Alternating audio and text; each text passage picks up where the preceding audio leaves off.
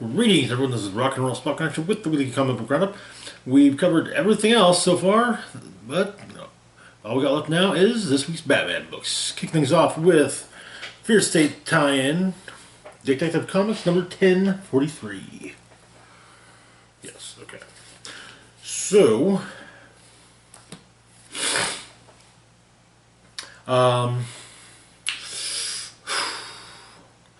as past arcs do matter, but also we got Fear State. So, Fear State. The Scarecrow, with help of Simon Saint, is trying to test a theory he had while in grad school about called the Fear State hypothesis. Basically, you push a it's for societal evolution after a major after a major catastrophe. In this case, the major catastrophe, the Joker War.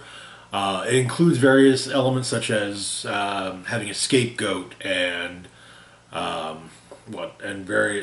having scapegoats to turn the public against, and so on and so forth.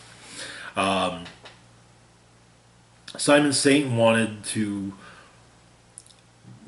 help Scarecrow realize his dreams of realize his theory to get his magistrate program greenlit in Gotham. But, well, Crane didn't really give a shit what Simon Saint wanted. He wanted to prove his theory. Yeah. When it comes to Detective Comics, there was a person in the mayor's office who turned out was a creature, well, part human, part creature, and he could pass on his other to people he attacked.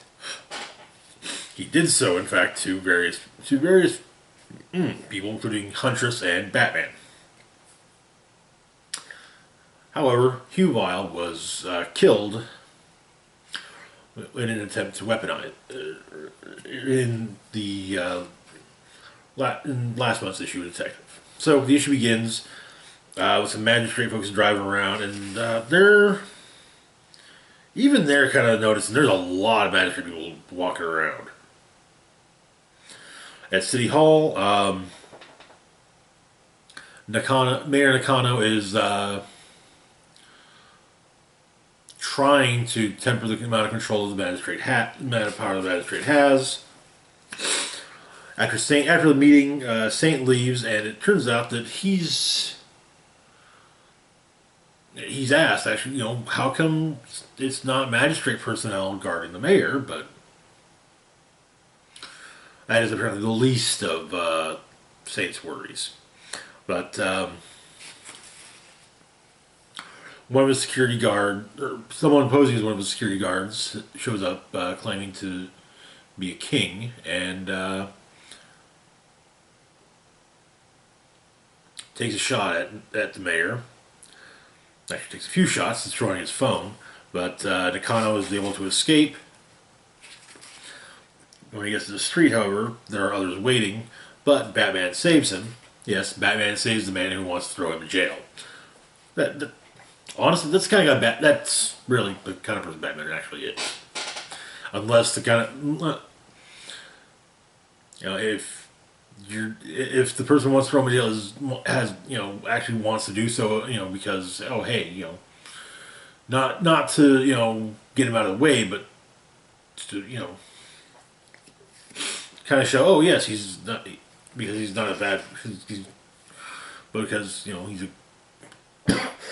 basically the noble goal, or the noble reasons for the not so noble goal. But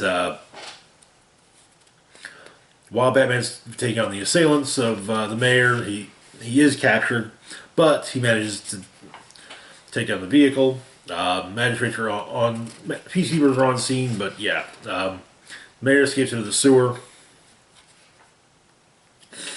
Batman tries to track him down, and The mayor comes upon eggs. Eggs that are very clearly whatever that of more of whatever the creature that Hugh Vile turned out to be. Which, in fact, during his autopsy, it did seem he was filled with eggs, and some of them seemed to have gotten loose. So, yeah. Anyway, our backup story. What the fuck is Task Force Z? Jason Todd and Deb Donovan, or has been working with Deb Donovan. Deb Donovan's got a story to tell, and Jason's helping her get info. There are dead bodies disappearing in Gotham. And not just, big name dead bodies like Bane or Astrid Arkham, aka the Arkham Knight. But Jason's dealing with some of the people who've been stealing the bodies. When Batman shows up, tries to get Jason to drop the fight, but he at least does get Deb out of harm's way. But yeah, Red Hood's not dealing with things, so Batman's like, okay, fine, I can't help you here.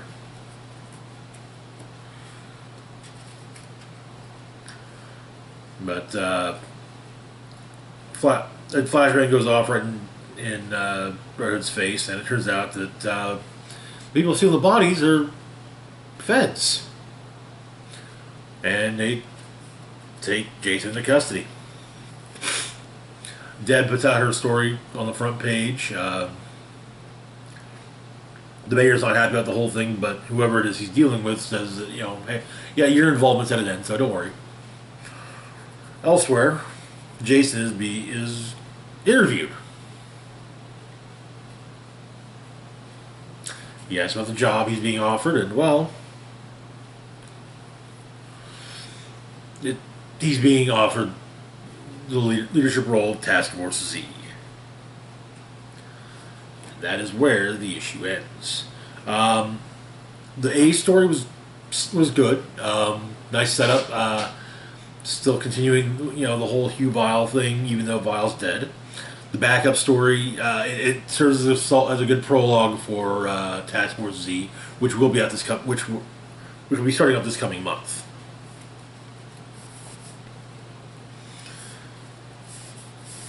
And I was already looking forward to it. It's written by Matthew Rosenberg, so it ought to be, if nothing else, it'll be an amusing read. Rosenberg, for those unaware, wrote the recent Hawkeye Freefall miniseries, the Grifter story that ran in the first 5 issues of Batman Urban Legends, as well as the Zealot story that ran in issue 6, and a handful and some other books we've covered over the years. But yeah, anyway, moving on to our next book, we've got Harley Quinn number 7. Yeah, new villain named Keepsake has been giving Harley grief. That's kind of the important bits of previously on.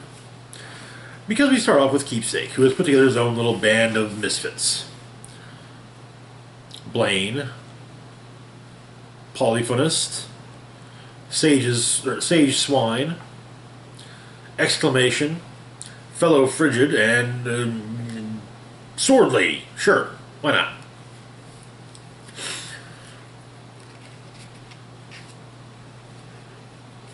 Of course, he's using mind control stuff that's been mind controlled chemicals that have been modified or based on modified versions of fear toxin that he got through Hugo Strange.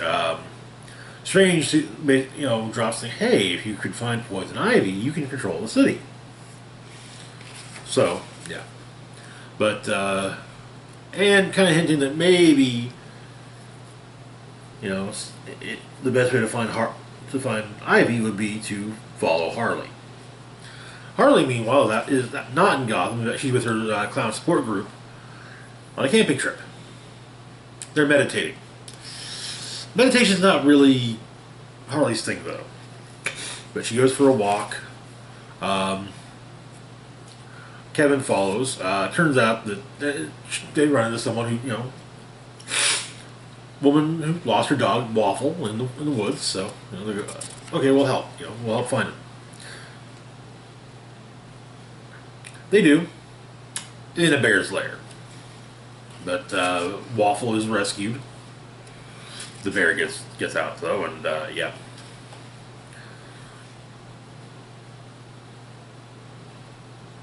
Of course, Gotham is in the midst of going to hell in a handbasket, and Hugo Strange has decided to put his Batman costume back on and spread fear of Gotham's remaining heroes.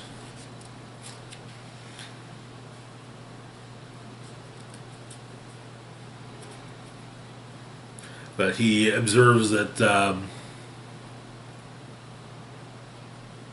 what's everything going on in Fear State was a predictable climax. The same thing after Joker warned A-Day, everyone was already on the edge. All Crane needed to do was push, he states. But Strange doesn't really care what Scarecrow's goal was. All he cared about was the opportunity that it created for him.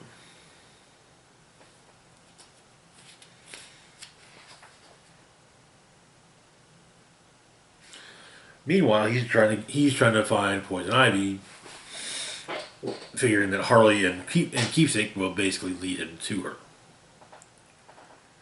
But Harley's trying to escape from the bear, stumbles off of a cliff. She manages to grab some roots to hang in place, but she gets saved by the gardener.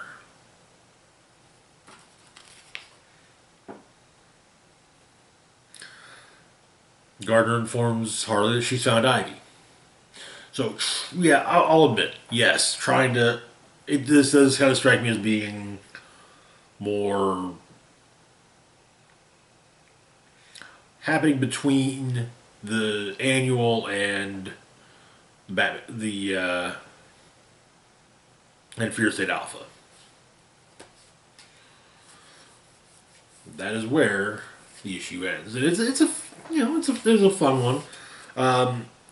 Continuing Harley's, Harley trying to be better, and yeah, and of course you still have your fun bits of fun stuff, and yeah, all of the costume criminals that Keepsake created are cheap knockoffs of various criminals, such as Blaine is Bane, Polyphemus is Ventriloquist, so on and so forth. Sword Lady's the only one he's like, yeah. But yeah, I'm not even sure who Sword Lady's supposed to be. The outfit looks like it could be a nod to Catwoman. Like a very, very, very small nod. But yeah. Anyway, moving on to our next book, we've got Legends of the Dark Knight, number 5. So keep in mind, Legends of the Dark Knight is an anthology series. With the exception of, so far, of the first 3 issues, every issue is a self-contained story.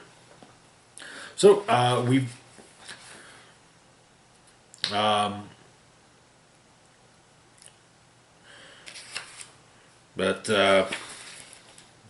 Batman saves a handful of kids for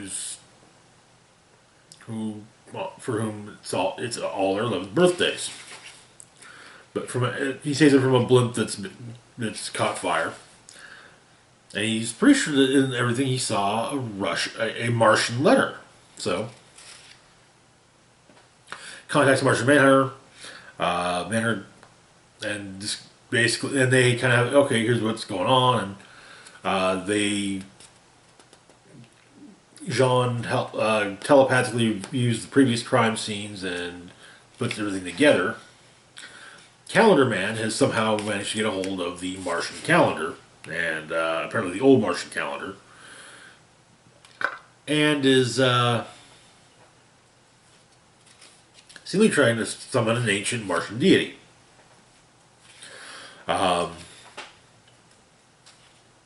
With sacrifice. So they find him at an observatory. Turns out the ancient Martian god has given Calendar Man a taste of some actual power. Manhunter's trying to do what he can to make sure that Calendar Man can't access his telepathy, but yeah, Batman's gonna have to kind of have to at least flame on flame on with his fists, and but he uses that to take down Calendar Man, and well, sure, he was gonna taste his power.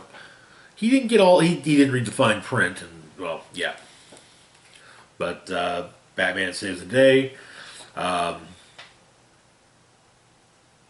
Manhunter basically says, yeah, for at least a year, he's going to have, on the various other days of the Martian calendar, he's going to exhibit Martian abilities. So just a heads up. Apparently the next occurrence will be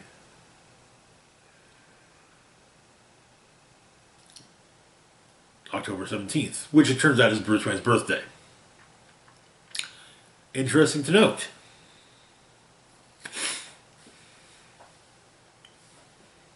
And Jean and Bruce part ways, and it was a nice little story. Martian Manhunter is a DC character who I think is severely overshadowed.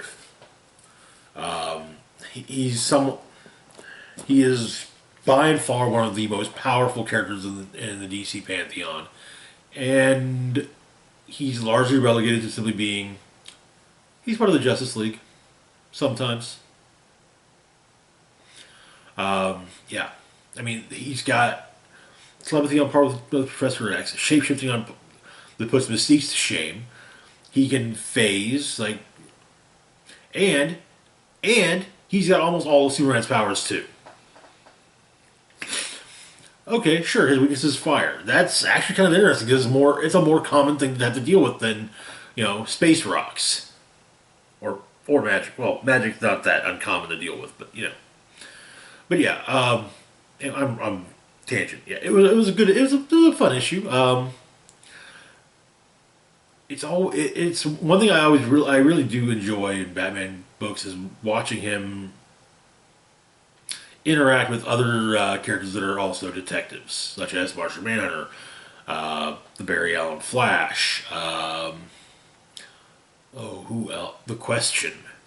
Anyone whose whole thing is more about actually looking for clues and all that fun stuff. So yeah. Anyway, moving on to our next book, we've got Batman Reptilian #4. Where we left off, Batman was noting that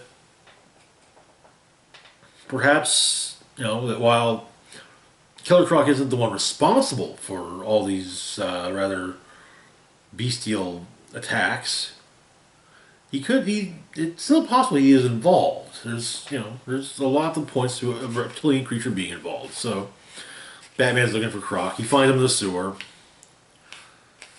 He's not doing well. There seems to be some kind of sack attached to him, and yeah, but Batman manages to free Croc, and he posits a theory.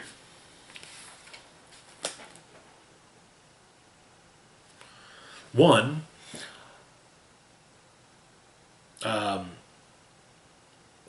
Croc marked everyone at that meeting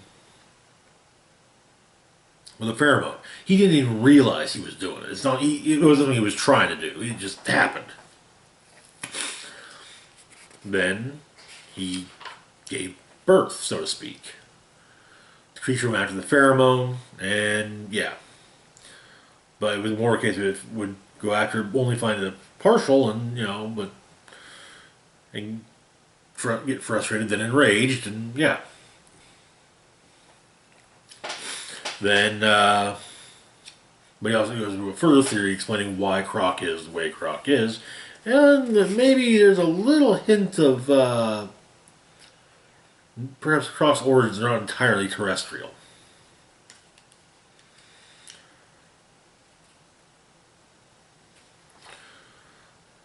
When the creature returns.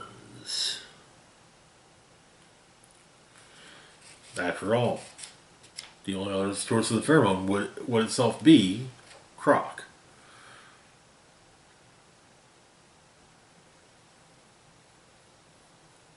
And the issue ends with Croc's offspring potentially getting closer to devouring Croc. That is where the issue ends. So, while in this issue at least, Batman doesn't seem cruel. It still does. There's just the way it just doesn't feel right. But otherwise, I mean, it's a beautiful book though, and it's fairly entertaining. So yeah, should be interesting to see how it all plays out, and if we get any confirmation as to whether or not Batman's theories are true. Which brings us to our final book for the week: Batman vs. Bigby, a Wolf in Gotham. So first, a little bit of history. Who is Bigby? Bigby Wolf is the sheriff of Fabletown in Bill Willingham's fantasy series Fables. Fables posits the idea that all the characters from folklore and fairy tales and fables exist in a separate realm. But at one point, an entity known as the Adversary. If you've read Fables, you know who the Adversary is. I ain't going to say who it is because, well, hey, maybe some of you guys might check out Fables if I don't. Anyway, so the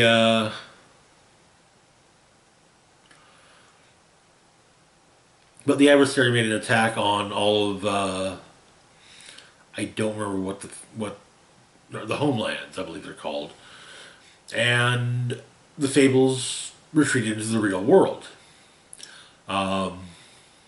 Each one, and those who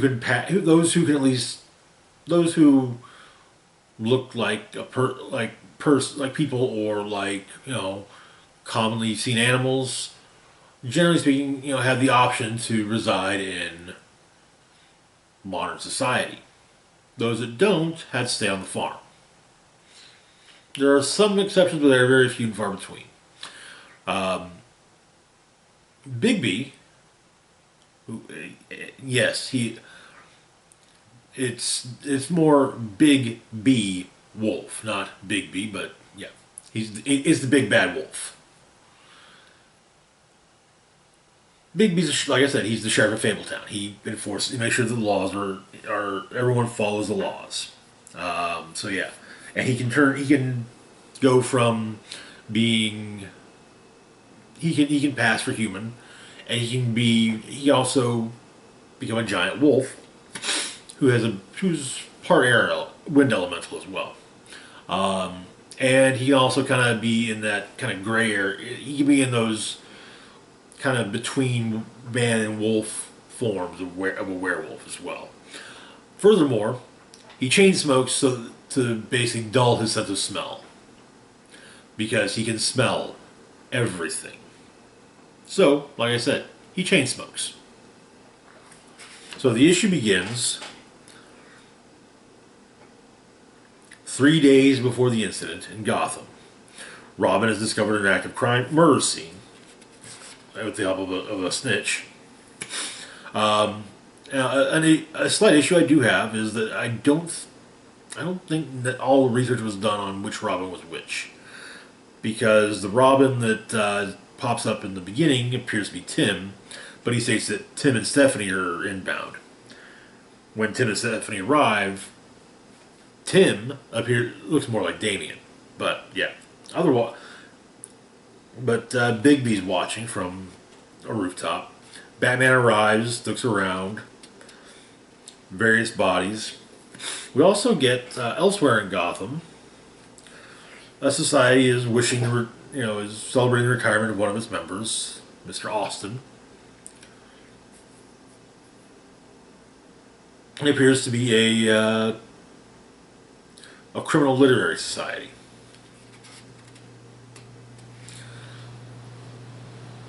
But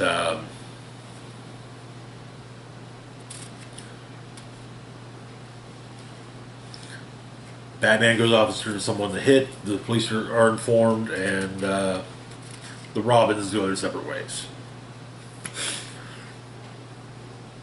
With our criminal society, Mr. Austin is having a Charles Ostergaard interrogated by his associate, Mr. Salinger. Apparently, Salinger is an expert at enhanced interrogation.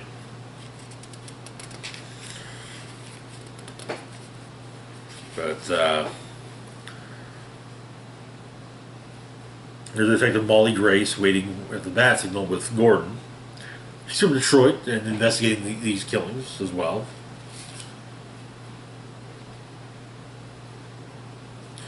But Batman explains his observations. You know, if it's a giant wolf, then how come it's leaving normal-sized hairs? And so what? It's kind of things are not adding up here. So, but Salinger reveals to Austin that the book they're looking for was not in the possession of Ostergaard.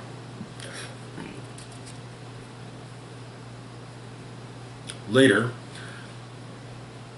Batman finds Bigby. Apparently, Bigby's been shadowing him for a while. Bigby's impressed. Normal, as he puts it, normally nothing normal or mundane could ever sneak up on him. But Batman takes down Monday, and then a day or two later, Bigby wakes up, chained up, in the Batcave. And that is where the issue ends. Fun first issue. It'll be interesting to see what the incident, quote unquote, is. Also, this secret society in Gotham should also be interesting to take a look at. Also, I'm really digging the art. I've had some online interactions with the artist in question, Brian Lovell. He's quite good, and yeah, I like his Batman. I'd love to see. I'm hoping there'll be more regular work from DC. But yeah. Anyway, that's it for now. As always, feel free to like, share, and subscribe. Links to my Facebook, Twitter, Patreon, and PayPal can be found in the description box down below. This is Rock and Roll Spock signing off, saying live long and rock hard.